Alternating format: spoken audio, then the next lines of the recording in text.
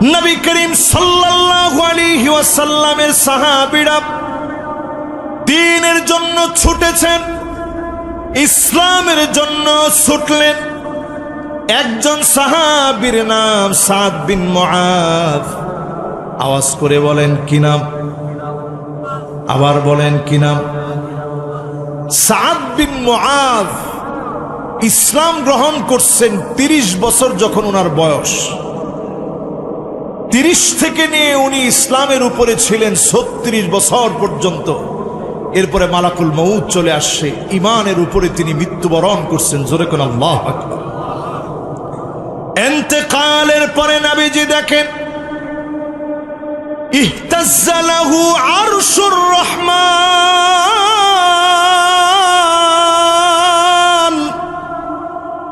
আল্লাহর আরশে আজিমের ভিতরে ধাক্কা লেগে গেছে। আল্লাহর আরশে আজিম কেঁপে উঠেছে।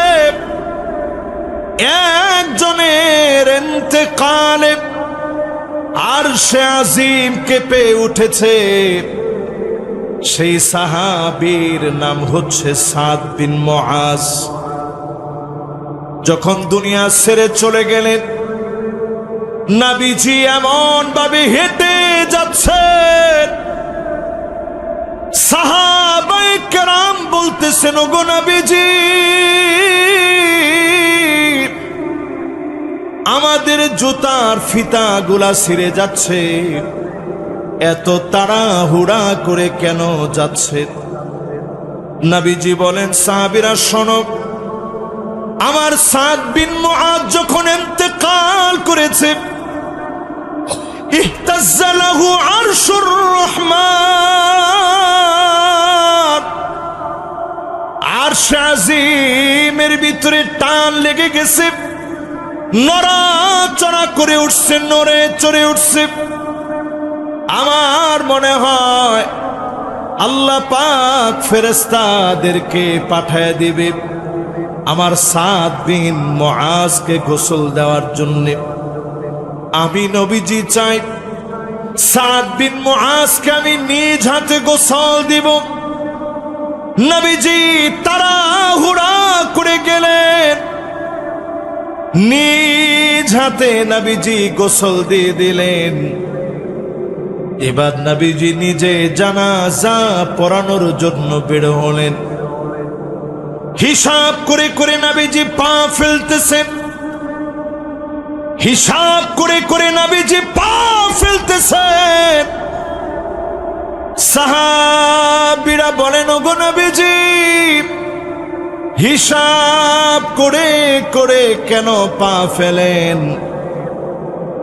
আল্লাহর হাবিব বলে, আমার সাদ এত পরিমাণ নেককার ছিল, একজন দুইজন না, 70,000 ফেরেশতা মালিক নাজিল করে দিয়েছে। 70,000 ফেরেশতা চলে আসছে। 70,000 ফেরেশতা জানাজার ভিতরে আসার কারণে আমি নবী পা ফেলার মতো জায়গা পাই না। এজন্য আমি আস্তে আস্তে পা ফেলি। নবীজি নিজে জানাজার নামাজ পড়ালেন। কবরস্থ করার জন্য নবীজি যখন কবরে রাখলেন, সন্তানকে রাখলে যেমন বাপ বারবার কবরের দিকে তাকায়, আমার নবীজি সাদের মায়ায় বারবার নবীজি কবরের দিকে তাকায়। কি মনে করে নবীজির দুইটা চোখ দিয়ে গড়ায় গড়ায় পানি পড়ে, আবার কি মনে করে নবীজি হঠাৎ করে মুস্কি হাসে। সাহাবায়ে কেরামকে নবীজি বলল, সাহাবীরা শোনো, আমার সাদ এত নেককার,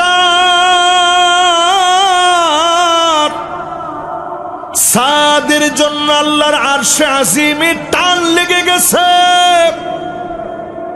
আমার সাদের জন্য 70,000 ফেরেশতা আসছে।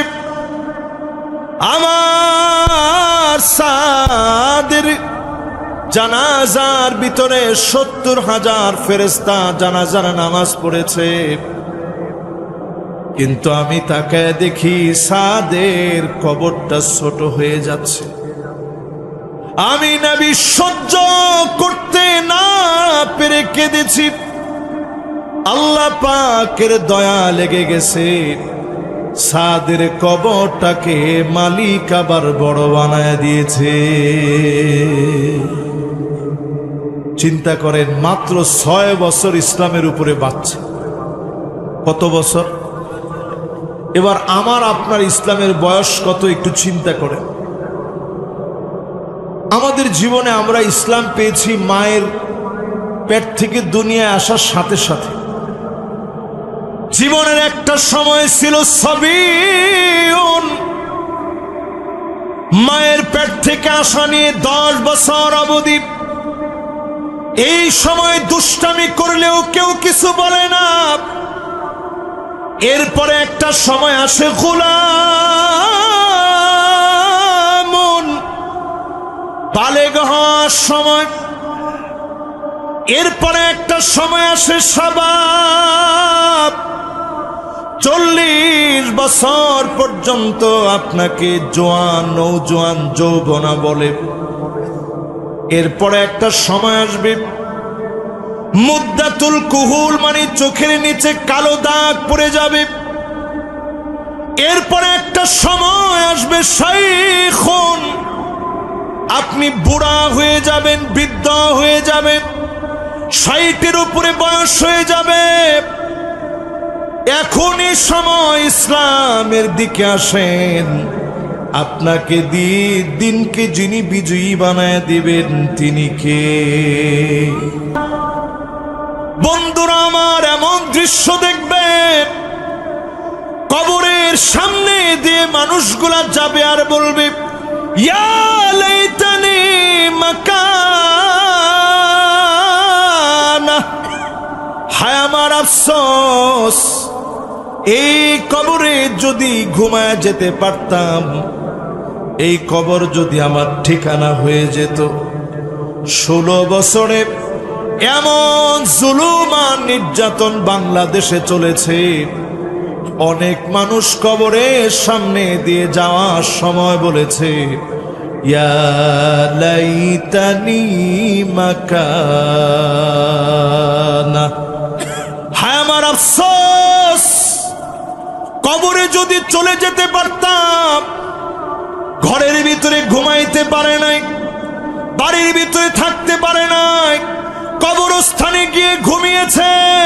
আল্লাহর কাছে জালেমদের ব্যাপারে বারবার কেঁদেছে। তাদের কান্নাগুলা জালেমদের পতনের কারণ হয়েছে।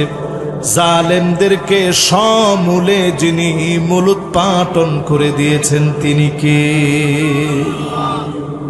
এবার একটু আমার সঙ্গে সঙ্গে বলেন, এরকম ঘটনা কি হয়েছে না হয় নাই? মানুষ কবরস্থানে গিয়ে থাকছে আর বলছে, আল্লাহ আর কত ধৈর্য ধরবো, আল্লাহ তুমি কবরে নিয়ে নাও। ঠিক না? ঠিক না? তাহলে এই যে আয়াতে কারিমার সঙ্গে একটু মিলায়া দেখেন, ঈমান আনছি আমরা মুখে বলি, কিন্তু তাকওয়া না থাকার কারণে বরকত আমাদের কাছ থেকে উঠে গেছে। ঠিক কিনা বলেন? 8 নম্বরে প্রিয় ভাইরা আমার, বন্ধুরা আমার, যারা আজকের মাহফিলে বসছেন, খেয়াল করে শুনবেন, এমন একটা ঘর থাকবে না, বাইতু মুদার ওয়ালা উবার, এমন কোন মাটির ঘর থাকবে না, বিল্ডিং ঘর থাকবে না, যেই ঘরের ভিতরে কালেমার পতাকা পতপত করে উড়বে না। ঠিক নেই?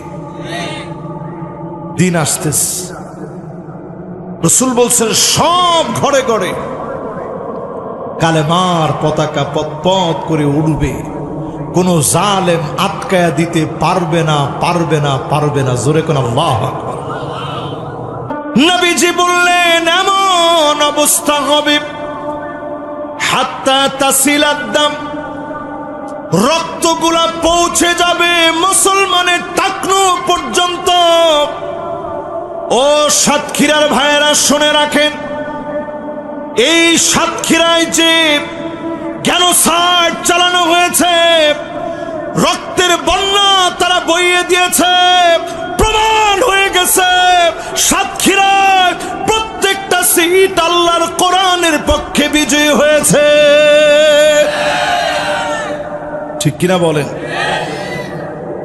রক্ত পৌঁছে যাবে কি পর্যন্ত? টাকনু চেনেন? ওযু করার সময় আপনার দৌত করেন না? এ পায়ের গোড়ালি, মাশাআল্লাহ, একেবারে সহি ভাষায়, সহজ ভাষায় বলে দিল, পায়ের গোড়ালি পর্যন্ত রক্ত পৌঁছায় যাবে। এটা কি সহজ কথা না কঠিন কথা? এই কোন যুদ্ধে পায়ের গোড়ালি পর্যন্ত রক্ত পৌঁছাবে জানেন? গজওয়ায়ে হিন্দ। আমি আজকের এই মাহফিল থেকে পরিষ্কার ভাবে বলি, গজওয়ায়ে হিন্দ আপনারা ডাইকে আইনেন না। শুভেন্দু অধিকারী সহ যারা গজওয়ায়ে হিন্দকে ডেকে আনার চেষ্টা চালাচ্ছে, নিশ্চিতভাবে খাতা কলমে লিখে রাখেন, ওই যুদ্ধের ভিতরে মুসলমানদের দামামা বেজে উঠবে, কালেমার পতাকা উড্ডীন হবেই হবে, বিজয় একমাত্র মুসলমানের হবে। সেই বিজয় আসতেছে ইনশাআল্লাহ বলেন। তারা মুসলমানদের মসজিদগুলো এমন ভাবে ভাঙতেছে, আজকে আমি দেখলাম দাঁড়িয়ালা মানুষকে নিরপরাধ হওয়ার পরেও রাস্তার ভিতরে প্রকাশ্যে থাবড়াচ্ছে, মুসলমানদেরকে লাথি মারছে, ঘরবাড়িগুলো জ্বালিয়ে দিচ্ছে।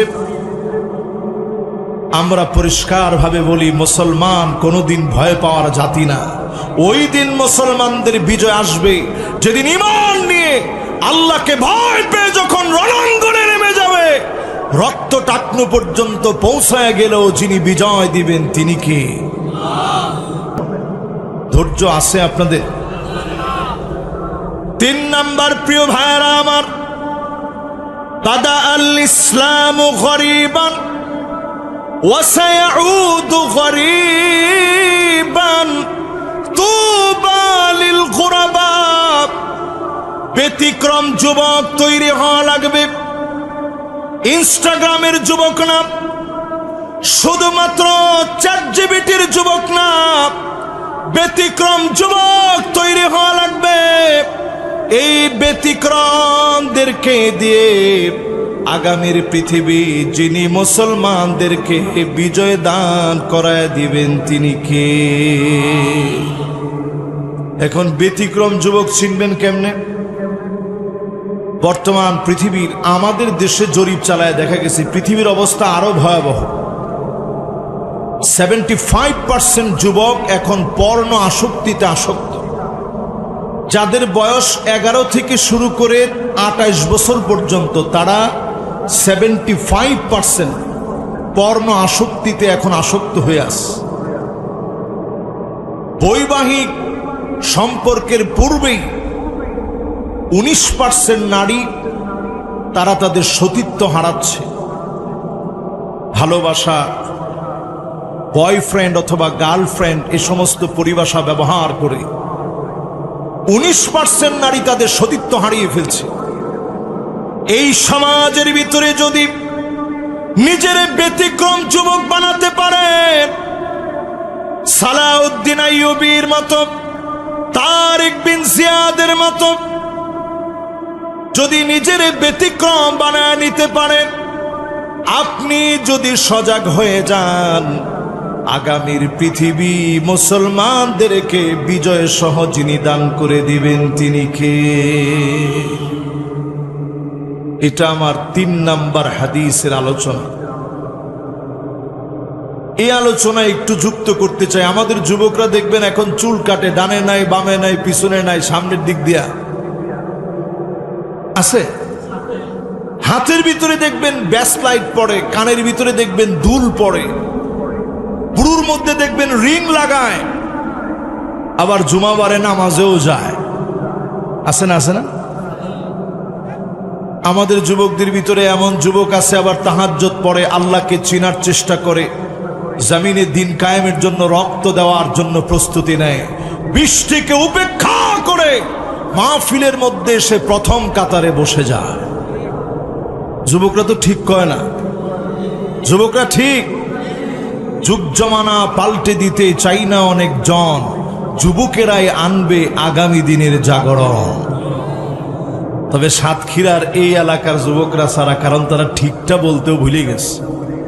ঠিক একটু জোরে হিম্মত নিয়ে বলেন, আগামীর দিন বিজয় যুবকদেরকে দিয়ে হবে। আপনারা রাজি আছেন ইনশাআল্লাহ? ইউসলিহুল্লাহু লাহু লাইলাতান ওয়াহিদা, এক রাত্রির ভিতরে বিজয় আসবে। আল্লাহু আকবার। কয় রাত্রি? ইখতিয়ার উদ্দিন মোহাম্মদ বখতিয়ার খিলজি 17 জন নিয়ে যদি বিজয় আনতে পারে, বাংলাদেশের 18 কোটি মুসলমান ঈমান নিয়ে, হিম্মত নিয়ে, তাকওয়া নিয়ে যদি প্রতিবাদ করতে শিখে, পালাবার জায়গা পাবে না, পাবে না, পাবে না।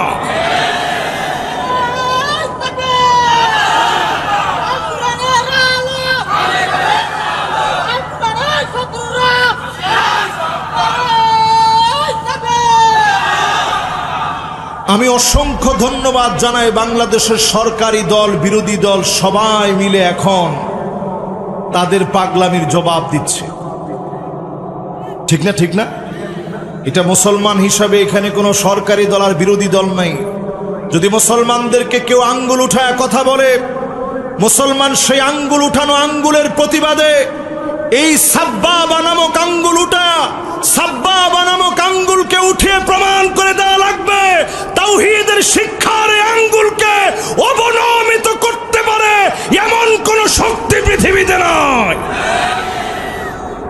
প্রিয় ভাইরা আমার, রাসূল বলেছেন এক রাতের ভিতরে বিজয় আসবে।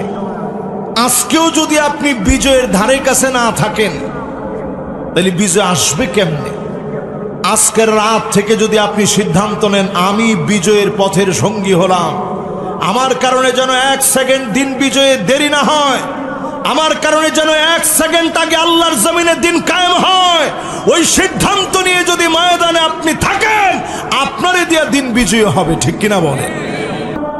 যতজন আমার সামনে বসলেন, যতজন আজকে এখানে সিদ্ধান্ত নেওয়ার জন্য বসলেন, আসহাবে কাহফের যুবক তেমন কিছু ছিল না।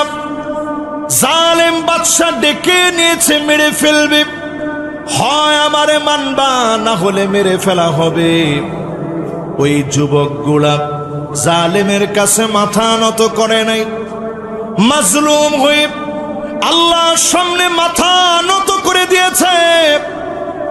বাদশার সিদ্ধান্ত নেওয়ার জন্য বাড়ি পাঠায় দিল।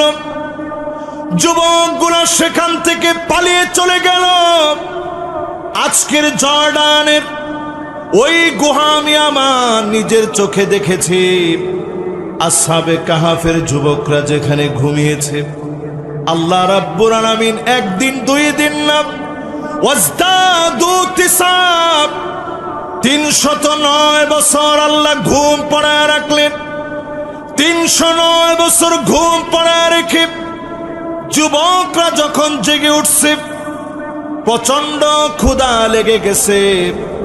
সূর্য ওঠার পরে আল্লাহ সূর্যকে অন্যদিকে ঘুরায় দিতে কোরআনুল কারীমে একটা সূরার নাম দিলেন সূরা কাহফ, যে সূরা দাজ্জালের মোকাবেলায় ক্ষুধার্ত মানুষের ক্ষুধা নিবারণ করে দিবে। পেটের ক্ষুধাগুলো সব ইমানদাররা ভুলে যাবে।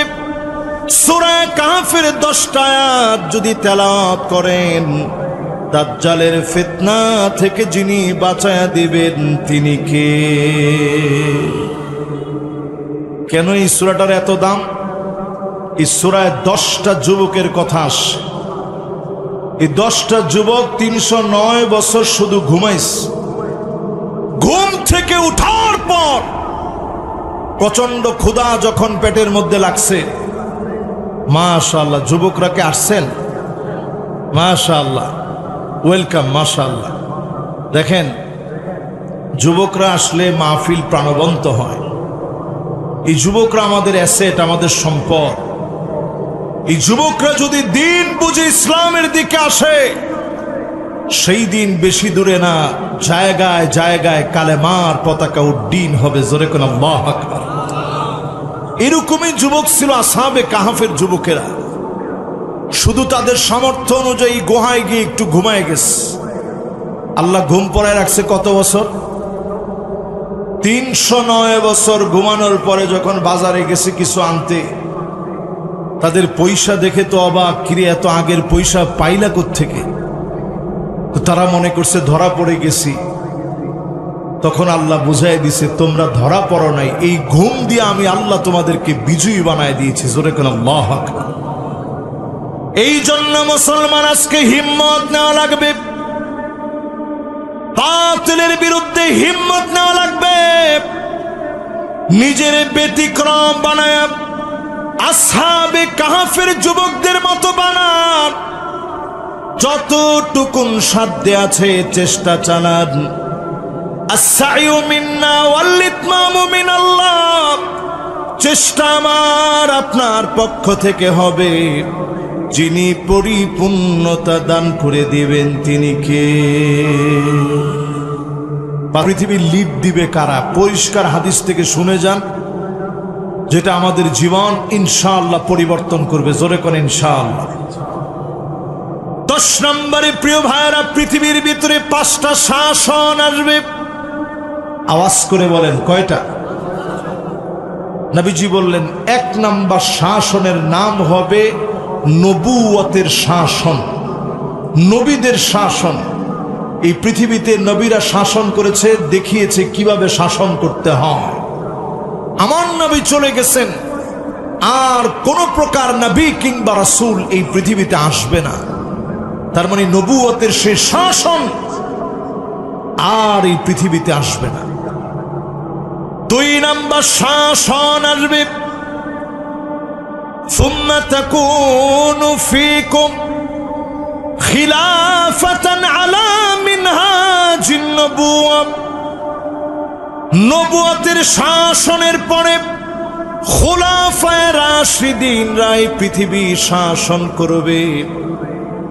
আবু বকর রাদিয়াল্লাহু তাআলা আনহু শাসন করলেন, হযরত ওমর রাদিয়াল্লাহু তাআলা আনহু শাসন করলেন, হযরত ওসমান রাদিয়াল্লাহু তাআলা আনহু শাসন করলেন, আলী রাদিয়াল্লাহু তাআলা আনহু শাসন করলেন। খুলাফায়ে রাশিদিনরা 32 বছর 6 মাস ধরে শাসন করলেন। এই পুরা শাসনের ভিতরে মিলায়া দেখেন, একটা দুর্নীতি কেউ প্রমাণ করতে পারে নাই। সেই শাসনের ভিতরে আত্মীয়করণ প্রমাণিত হয় নাই। 32 বছর 6 মাস ধরে শাসন করলেন। সারা দুনিয়াকে তাক লাগায় দেওয়া হলো। এরপর আল্লাহ পাক নবীজির জবান দিয়ে বুঝায় দিলেন, এই পৃথিবীতে শাসন আসবে, সুম্মা তাকুনু মুলকান আদান। রাজতন্ত্র আসবে এই পৃথিবীর ভিতরে। আওয়াজ করে বলেন কি তন্ত্র? রাজতন্ত্র অলরেডি পৃথিবীর ভিতরে শুধু আসে নাই, চলতেছে। এখন রাজতন্ত্র একেবারে বিদায়ের দ্বার প্রান্তে। কিছু দেশের ভিতরে আছে, এগুলো গণায় ধরা যায় না।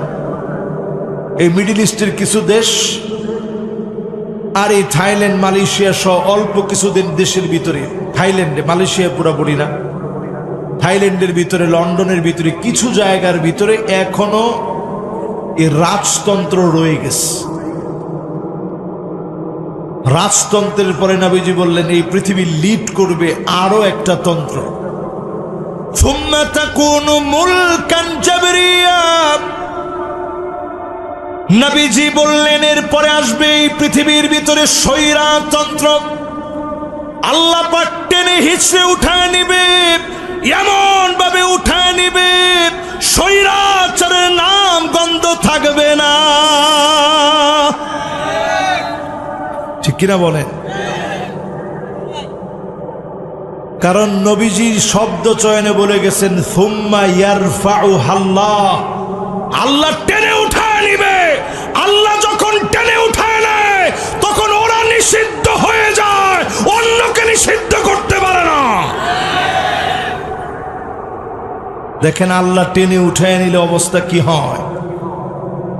আল্লাহ নিষিদ্ধ যখন করে দেন, টেনে যখন উঠায় নেয়, দু একটা ছবি ফেসবুকে ছিল, ওই ছবির জন্য এখন মানুষ মনে মনে চিন্তা করে আল্লাহ কেন উঠেছিলাম। ডিলিট তো করেই, যেখান থেকে পারে ওইখান থেকে ডিলিট করে, কিন্তু সবার কাছে আস। ঠিক না, ঠিক না? কোরআনের দিকে তাকায় দেখেন কোরআন কি বলে, ওয়ালা তারকানু ইলাল্লাযীনা যালামু ফাতামাসসাকুমুন নার।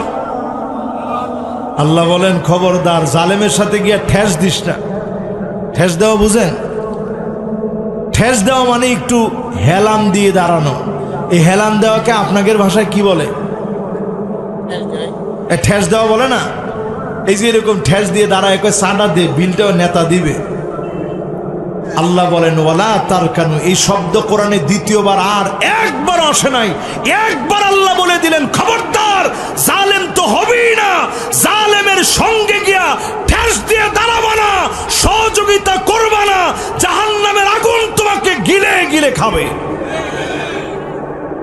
এজন্য আল্লাহ পাক বুঝাই দিলেন খবরদার জালেমদের সঙ্গে যেও না, জালেম হতে যেও না, জালেমের কাছে গিয়ে দাঁড়াও না, ঠেস দিও না, ছবি উঠাও না, সহযোগিতা করো না। এক শব্দ দিয়ে আল্লাহ বুঝাই দিলেন জালেমদেরকে আল্লাহ নিজে টেনে উঠাবেন। আমার মনে হয় সারা দুনিয়াতে সময় এসে গেছে এখন, সেই সিরিয়া থেকে শুরু করে, ফিলিস্তিন থেকে শুরু করে, কাশ্মীর থেকে শুরু করে, ইরান থেকে শুরু করে, প্রত্যেক মাজলুম জনপদে জনপদে জালেমদেরকে বিচ্ছিন্ন করে মাজলুমদেরকে আল্লাহ বিজয় দিয়ে দিবে। দুই ধরনের বৃষ্টি হয়, একটাকে আরবিতে বলে মাতার, হালকা বৃষ্টি বরকতের জন্য আসে। প্রবল বৃষ্টি আমতার হয়ে যখন নাজিল হয়ে যায়, এত পরিমাণ বৃষ্টি হয় ফসল গুলা তলায় যায়, শিলা বৃষ্টি গুলা শুরু হয়ে যায়, চতুর্দিকে মানুষের ফসল গুলা নষ্ট হয়ে যায়। আল্লাহর কাছে শুকরগুজারি করা লাগবে। বারাকাতিম মিনাস সামা, যেই বৃষ্টি আল্লাহ আমাদের উপরে দিলেন, গরমকে ঠান্ডা বানায় দিলেন, আল্লাহ যেন এমন বৃষ্টিকে বরকত বানায়া গজব থেকে হেফাজত করেন, পড়েন আমিন। এটা 2026 চলছে, 2024 থেকেই ভূতত্ত্ববিদরা বলছে এই পৃথিবীর ভিতরে একটা বড় ধরনের আযাব আসতেছে। এটা আমার কথা না, ভূতত্ত্ববিদদের তথ্য অনুযায়ী এই পৃথিবীর ভিতরে আসছে এল নিনো। একদিকে প্রচন্ড খরা লেগে যাবে, অন্যদিকে প্রচুর পরিমাণে বৃষ্টি হবে, যে বৃষ্টির কারণে ফসলগুলা নষ্ট হয়ে যাবে। মানুষগুলা ক্ষুধার যন্ত্রণায় ত্রাহি ত্রাহি করবে। এই পৃথিবী বরকত শূন্য হয়ে যাবে। কেন বরকত শূন্য হবে? আমরা নিজেদেরকে মুসলমান বলে দাবি করি, কিন্তু অধিকাংশ মুসলমান নামে মুসলমান হলেও সত্যিকারে ইমানদার অধিকাংশ মুসলমান হতে পারে না। ঠিকটা আসতে হয়েছে, জোরে বলেন ঠিক নেই। একটা একটা করে হাদিস মিলে আনেন। নবীজি আজ থেকে ১৫০০ বছর আগে জানায় গেলেন, এমন দৃশ্য দেখবা, হাত্তা তুরাল আরদু দামান ওয়া ইয়াকুনাল ইসলামু গরীবা। সারা দুনিয়ায় মুসলমানেরা মার খাবে, জায়গায় জায়গায় মুসলমানের রক্ত ঝরবে।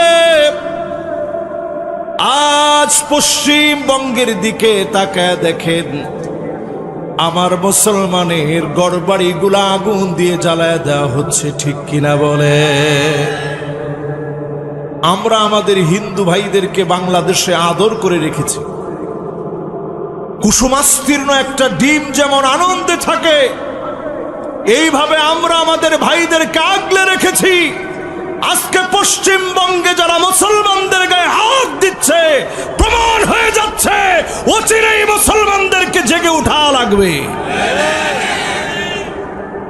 সময় কিন্তু এত সহজে পার হয়ে যাবে না। শুভেন্দু অধিকারী তিনি আমাদেরকে যেইভাবে আঙ্গুল তুলে বলে যে বাংলাদেশে কয়েক মিনিটে শেষ করে ফেলবে, মুসলমান কয়েক মিনিটে শেষ হওয়ার জাতি না। জোরে কোন আল্লাহু আকবার। হ্যাঁ, কি বলছেন? না, মাশাআল্লাহ, জোশে আছেন তো? তবে সাথে হুঁশে থাকেন। জোরে কোন আল্লাহু আকবার। আমরা আমাদের হিন্দু ভাইদেরকে একবারের জন্য বলি নাই তারা এই দেশের নাগরিক না, আমরা মহব্বত করেছি। কিন্তু খুবই গোটা করে তারা বাংলাদেশের মুসলমানদেরকে অপমান করে দিন দিন কথা বলছে। আমরাও শোনায় দিতে চাই, যারে আপনি বাংলাদেশে পাঠাইতে চান আপনি সসম্মানে পাঠান, আমরাও সম্মানটা দেখব, ঠিক না ভাই? আমরা সে জাতি মুসলমান, আটলান্টিক মহাসাগর পাড়ি দিয়ে তারেক বিন জিয়াদ মাত্র 7,000 সৈন্য নিয়ে, কয় হাজার? 60,000। আরে 5 আর 2 কত হয়?